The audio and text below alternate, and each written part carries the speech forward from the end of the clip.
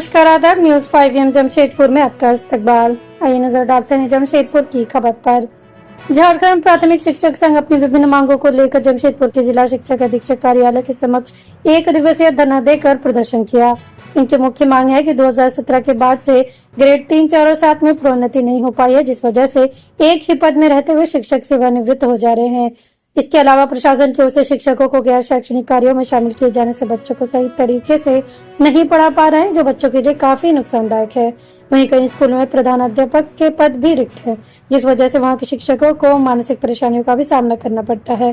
इसके अलावा कई अन्य मांगे भी शिक्षा अधिकारी और अधीक्षक के समक्ष रखे गए, जिस पर अविलंब पहल नहीं किए जाने पर 23 से अनिश्चितकालीन क्रमवार कार्मिक हड़ताल पर चले जाएंगे। जी, आज क्या मांग को लेकर आप लोग धरना पे बैठे हैं?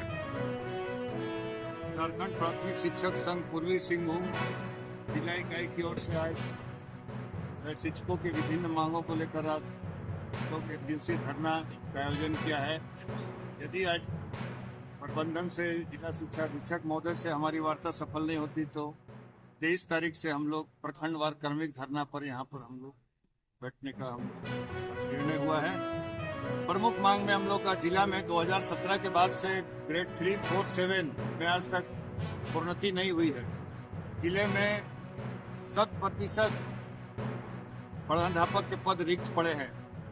देखने वाला कोई नहीं है। जो शिक्षक है हमारे, उन्हीं से केन प्रकार प्रधानाध्यापक का काम किया जा रहा है और उनको मानसिक रूप से प्रताड़ित भी किया जा रहा है, जबकि प्रधानाध्यापक पद पर वो कार्यरत भी नहीं है।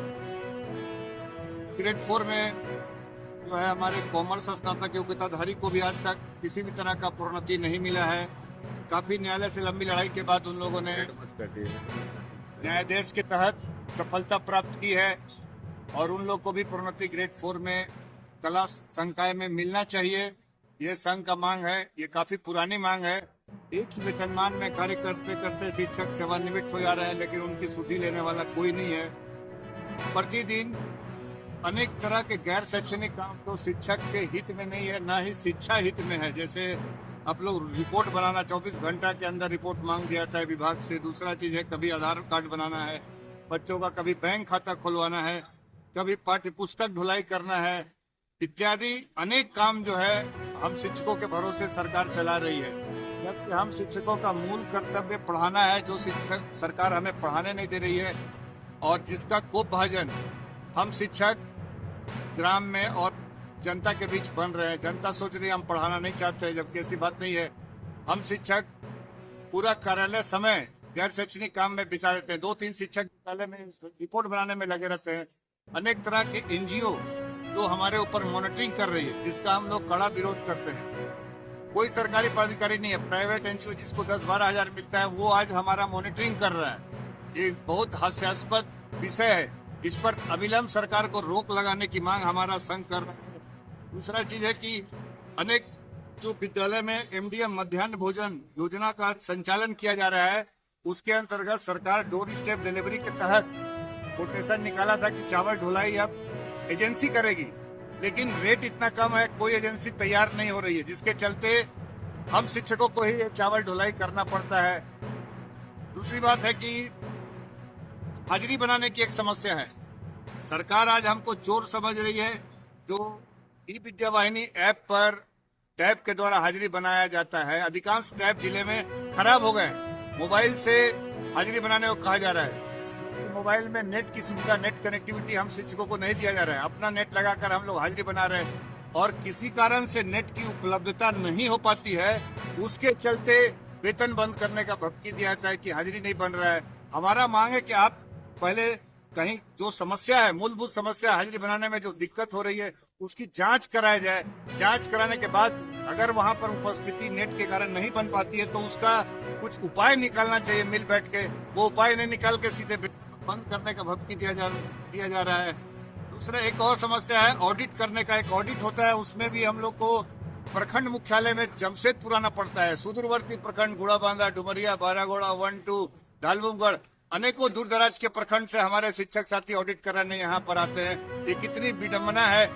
खर्चा भी होता है, समय भी बर्बाद होता है और वो ऑडिटर कहते हैं कि आज नहीं होगा, तो वो डर से घूस देने की बात करते हैं और उनको घूस का चढ़ावा दिया जाता है, जो कि ये बहुत हम लोग इसका कड़ा विरोध करते हैं और मांग करते हैं कि सभी प्रखंड मुख्यालय में ऑडिट कराया जाना चाहिए, जिससे कि शिक्षकों का समय, पैसा और बर्बादी नहीं हो।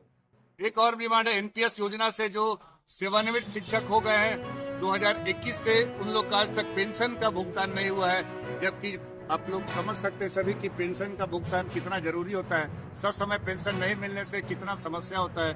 एक और समस्या है कि समय से वेतन, माह भर हमारे शिक्षक कठिन विषम परिस्थितियों में भी अपने कार्यों का निर्वहन भली भांति करते हैं, लेकिन उसके बावजूद समय से वेतन न मिल पाना ये बहुत बड़ी समस्या है।